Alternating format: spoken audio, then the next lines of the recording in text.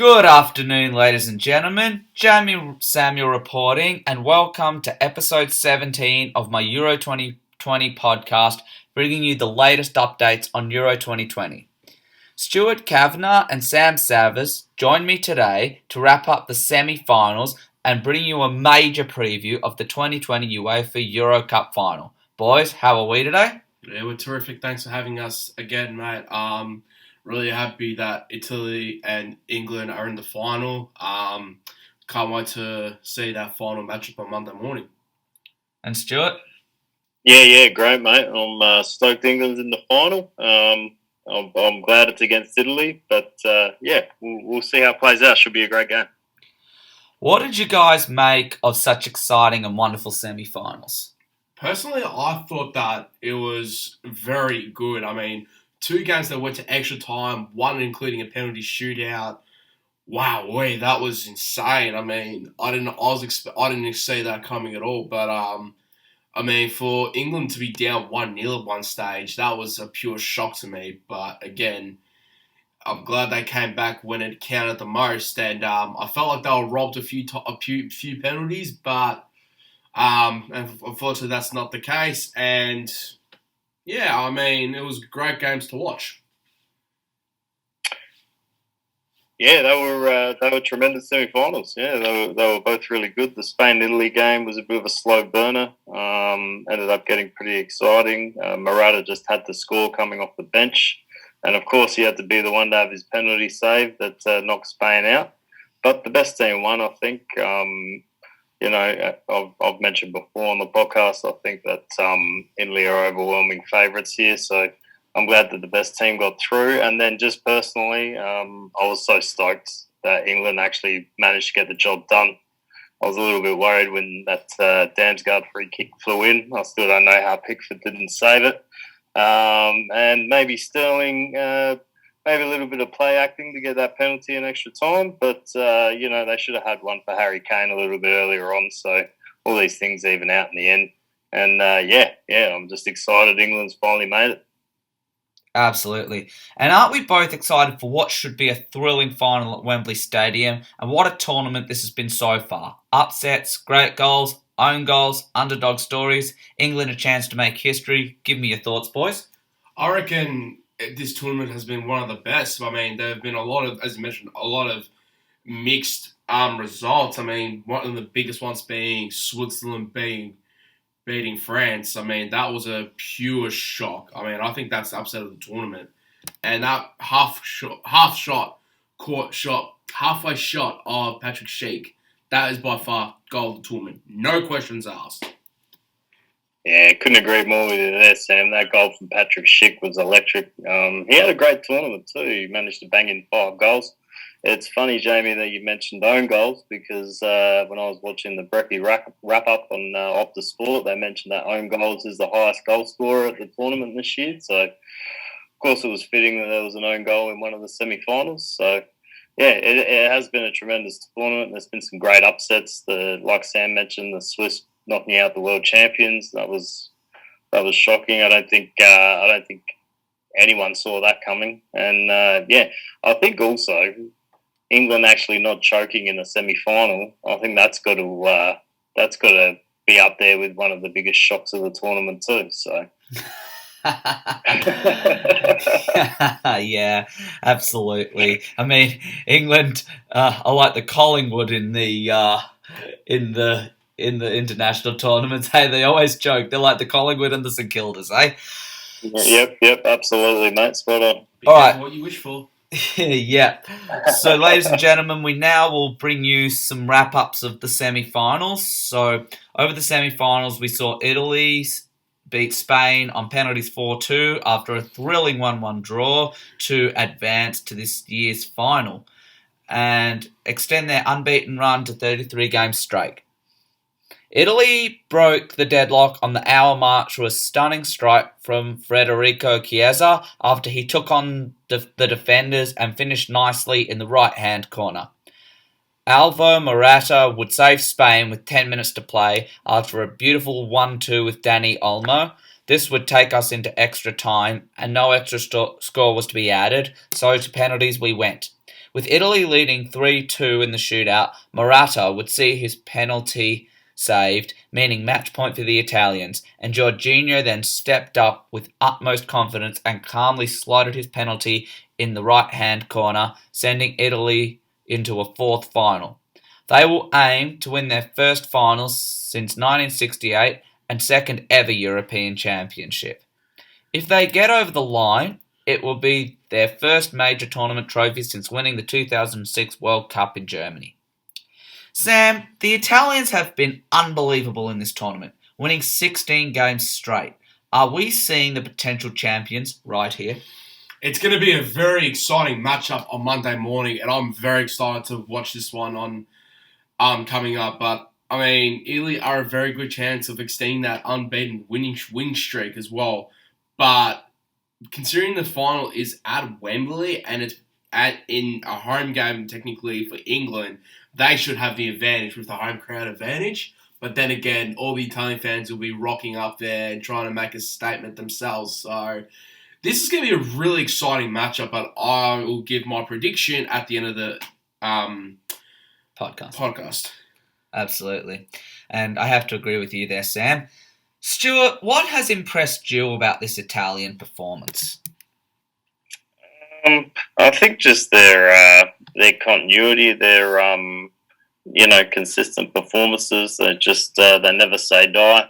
It was probably one of their worst performances in the semi-final against Spain. I mean, it was the story of Spain's tournament. The plenty of possession, passing the ball around, keeping it, and then they just couldn't find the goals to finish it off. And Italy just found a way, like they've done for their past 33 games. They're just a machine at the moment. Mancini's not afraid to pick the lesser known players if they fit into his system. Like, he knows what makes his system work. And it's all been gravy for Italy so far. So yeah. Very true, very true. Sam, what can Spain take out of this tournament? I mean, I think they played a really good tournament. Unfortunately, there were some results that didn't go their way. I mean, for example, like day one, they had a shock draw against Sweden and then another shock draw against Poland. Those were two easy wins for them. But after that, they started to build a little bit of momentum with a 5-0 ass whooping against Slovakia. Now, I mean, Spain were very lucky to even make it through to the semi-finals. I mean, this has not been their best tournament, I don't think. I think they could have done better. I think they were really pushed to the limit against the Swiss, and I reckon Switzerland did deserve that win in the final 8, but unfortunately, that was not the case. Yeah, I think based off what you're saying, the favourites in Italy well and truly deserve to get the victory over Spain here and advance to the final where they can really capitalise on how excellent they've been. In the other semi... If I could, sorry to interrupt you, Jamie. If I could just add on to what Sam was saying, another two things that Spain could probably take going forward is they've got one hell of a gem of a midfielder in that young fella Pedri. Is tremendous throughout the tournament. I think he had 100% passing after the 90 minutes, which is incredible. And the second thing they can take is they can't rely on Alvaro Morata for goals. They need to find a better striker. Sorry, I just wanted to add that. No, fair enough. Thanks for your input there, Stuart. I totally understand that. In the other semi-final, well, we might well be seeing football coming home at long last because England have finally broken through to a major tournament cup final. After England's 2-1 defeat of Denmark, it sees them through to an historic first ever Euro Cup final. Denmark took the lead on the half-hour mark through Mikael Damsgaard off a stunning free kick to beat Jordan Pickford for the first time at this year's Euros. England would not lie down. After a low cross from Saka, the ball would rebound off Simon Kjær into his own net, bringing it all level on 40 minutes. It would remain level after 90 minutes, and into extra time we went. The decisive moment came when Raheem Sterling was brought down in the area by Joachim Mahaley and a penalty was awarded. Sterling's penalty was saved by Kasper Schmeichel, but Sterling tucked home the rebound. His strike would be good enough to see the long-suffering England, after so many years of heartbreak, back on the main stage. This win breaks a 55-year drought for England as they make their first major tournament final since they lifted the World Cup trophy all the way back in 1966 at Wembley Stadium, and they will, by coincidence, get the chance again in front of their own fans to win the Euros for the first time at Wembley Stadium on Sunday night. Stuart, how good is it to see England in a final of the Euros for the first time and finally through after all the semi-final heartbreaks? Oh mate, I was absolutely delighted. Like I said in the opener, I was a little bit worried when Damsgaard managed to get that free kick past Pickford. But honestly, it's absolutely the best. I can't imagine what it's like in England at the moment. I don't know what the media will be talking about, because usually if there's an international tournament on, they're ragging on the England team and saying how bad they are and how they can never win it. I imagine that's done a full 180 now and everyone's behind the team, which can only be a good thing. And, I'm just hoping for a miracle they can ride that wave of emotion through to the trophy. So, yeah. Yeah, sure is wonderful to see them back. Sam, do you believe England's wonderful play has been deserving of this final spot, especially with leadership from Harry Kane and Raheem Sterling? Take us through it. I mean, when Harry Kane took that penalty, I thought straight away, okay, he's got this one.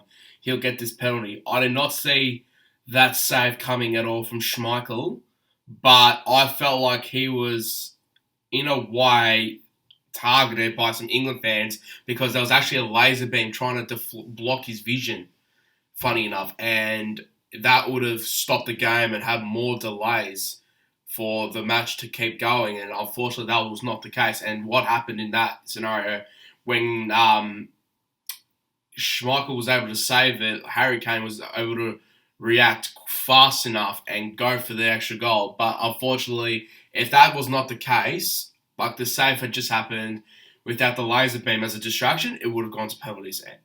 Otherwise, England were very lucky, I reckon, and they were very lucky to make it through. Okay. My mistake there, actually. I said it was Sterling's penalty, but it was actually Harry Kane's penalty. What were you going to say there, Stuart?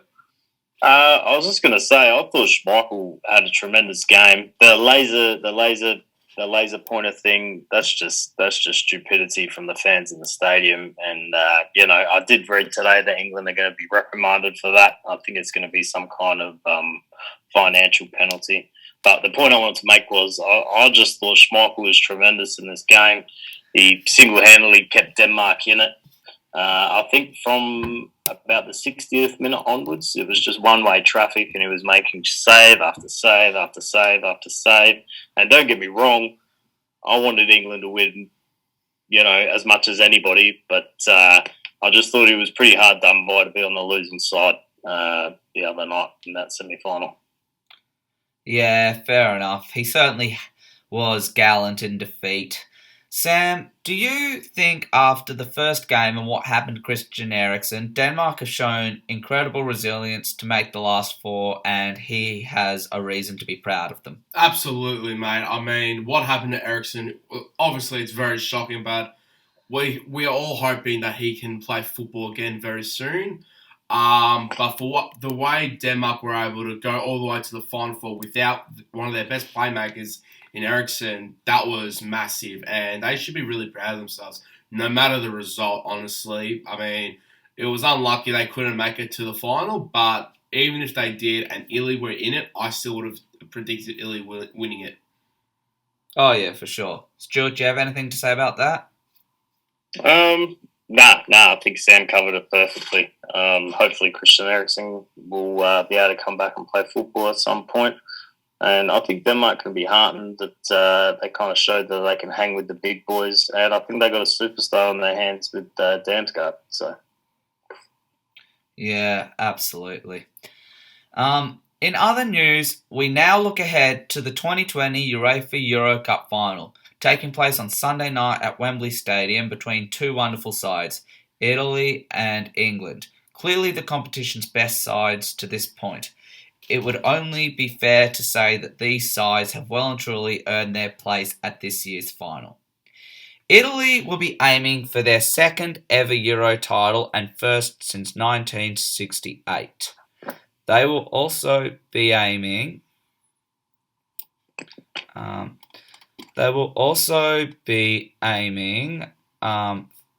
For their 17th straight victory and 34th game unbeaten. They have been sublime this year and would be deserving winners. But in their way stands England, making an historic final and aiming for an historic European Championship.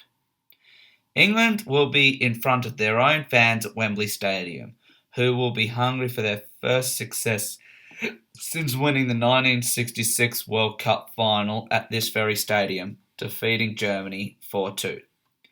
Stuart, it has been incredible spirit from this English side to finally make it through to a final. What do you think has been the main factor for this English side? I think so I think there's two factors actually.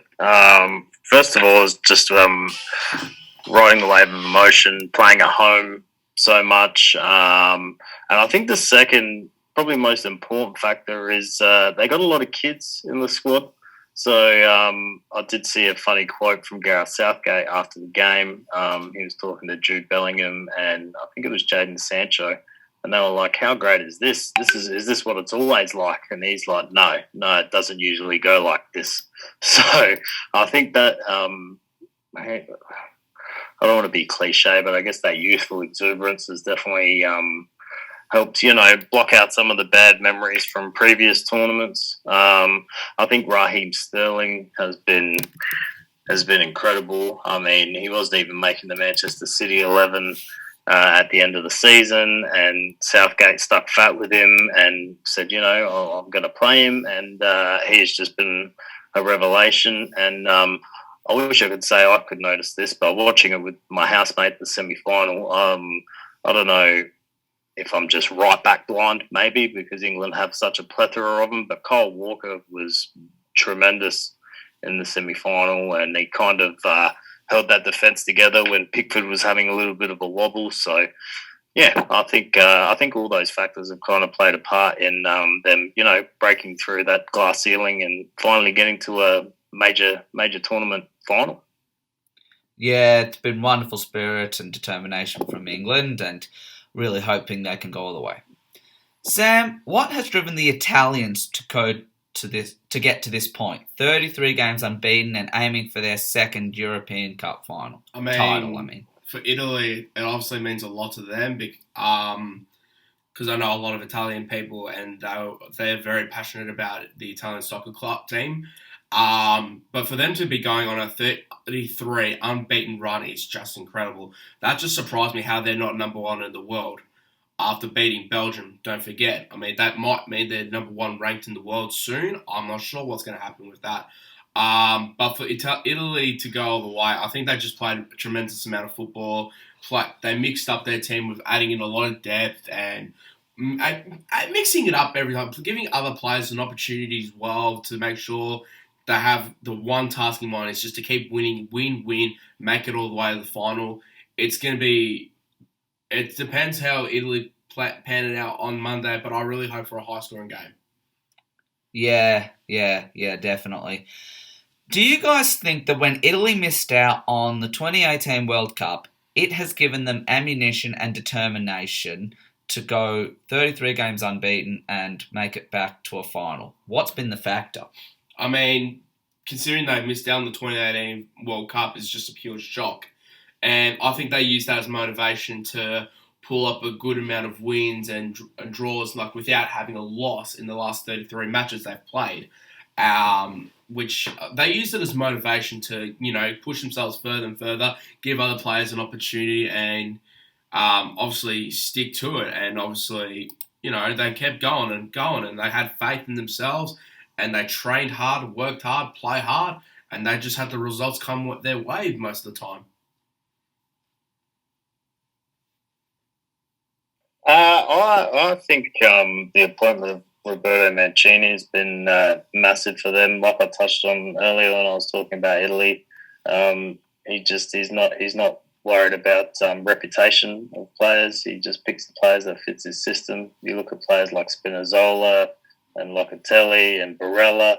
Like, these guys aren't household names. They're not the superstars of the old Italian teams, and I think he's just a masterful head coach of the national team, and I think that's probably been the main thing since they failed to qualify for the Russia World Cup. Yeah, definitely. It's been a big turnaround for the Italians, and a title would be most deserving for them. Sam, who are the players that could really make a difference in this year's final? Oh, it's going to be very, very interesting. But even though I'm tipping England, anyone can step up, really. I think the whole team needs to step up. It's not just one player, to be honest. Like, for example, if you've got guys like Jack Grealish coming off the bench making an impact, that's a good thing. Raheem Sterling, Harry Kane, Harry Maguire, Declan Rice, that's just for England. But for the Italians, for them, don't forget, they're doing it for Spinazzola, who broke his Achilles tendon.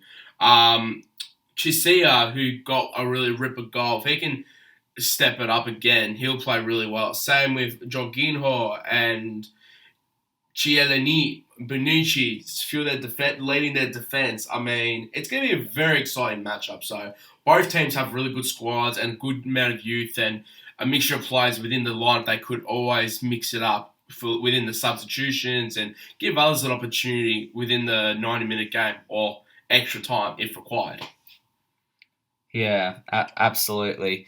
And have you got anything to say about some of the English players that could make a difference? Like I said, Raheem Sterling and Harry Kane going the goals are massive, but Jordan Pickford, I think he'll be the difference maker because he's only conceded one goal the whole Euros. The only keeper's only conceded one goal this whole tournament. If he can stop all the good shots from the Italian attackers, I think they're a very good chance of winning England, and with the home crowd behind them as well, anything can happen. But I think my prediction is Jordan Pickford will be the difference maker. Yeah, absolutely. Stuart, can you give me your thoughts on who has been most beneficial in terms of helping their sides reach this stage of the competition and making the final? Okay, so I think for Italy, I've said everything that needs to be said. I've waxed lyrical about Roberto Mancini and his coaching staff and the system he's implemented, and picking players that fit the system rather than on reputation. So if I had to pick one thing, it'd have to be Mancini for Italy. And for England, I think it's a little bit of the same. I don't want this to sound like a cop out, but I feel like Southgate's got a little bit of maybe Mancini lied about him. He hasn't gone to rush Henderson back into the team. He's got Phillips and Rice playing there. I think a short answer to your question, I think for Italy it's Roberto Mancini, and for England I think it's that youthfulness and that belief and not having the baggage of all those previous terrible times England have had at major tournaments. I think they're the two factors. Yeah, sounds like really big factors. Sam, Stuart, who wins this final for you and why? Okay, so Italy wins, unfortunately. It's not going to be a good night for me. I'm not going to enjoy it. I'm really, I want England to win so much, but I just think Italy have got the momentum, they've got the form, they've got the coaching staff, and I think it's interesting, if you look at each squad line for line, let's just say starting 11s, for example, I think that they're pretty even. And just to expand a little bit on what Sam was talking about, I think the main difference is in the goalkeepers. Okay, Donnarumma he's a world-class keeper. Pickford's had a good tournament, but I think we've seen at the start of the Denmark game when he was throwing the ball with the opposition, and letting in that free kick from Damsgaard that he should never have let in. He's capable of having a little bit of a wobble. If he can maintain his composure, I think England can push him, but I think it'll be for nothing anyway. I think Italy to break English hearts Monday morning. Okay, can you give me a final score? You want me to give you a score? Okay. Let's say 2-1 after extra time. But it wouldn't surprise me if England lost on penalties, because let's not forget this is still England. So yeah, England better not get carried away. They wouldn't want penalties. Absolutely. Sam, what about your predictions? I'm going England. I reckon they deserve it. Football's coming home. As much as Italy's undefeated streak's on the line, it's going to be a very exciting match. Italy to lose 2-1. 2-1. Goal scorers, Harry Kane and Raheem Sterling. Yep. But I also love to see Jadon Sancho get an opportunity to play some minutes. Even Mason Mount to score a goal as well. Yeah, it would be a very big fairy tale for England. My prediction, however, is that Italy may well get the job done. But if Harry Kane and Raheem Sterling can keep the form they have shown, they will definitely have something to say about that. No one deserves to lose. They've both been fantastic. Italy with their winning run and undefeated streak. England with their determination. I, for one, hope we can see football coming home and England to break their long 55-year trophy drought in front of their own loving fans. And that concludes episode 17 of my Euro 2020 podcast. Stuart and Sam, thank you so much for joining me yet again, and we look forward to a wonderful final. Really excited for this matchup on Monday. I can't wait. Come on, you England boys. Football's coming home, and thank you again for having us on the app. Yeah, cheers, mate. I appreciate it, and I look forward to doing the final review with you as well. So that will be wonderful. Remember, if you are keen to be a guest on this podcast, you can reach me on my email in the video description or via the LinkedIn profile in the description. I look forward to bringing you more action after the 2020 Euro final and reviewing it and the rest of what has been a wonderful Euro championship. Good luck to Italy and England, and may the best side win the final on Sunday night.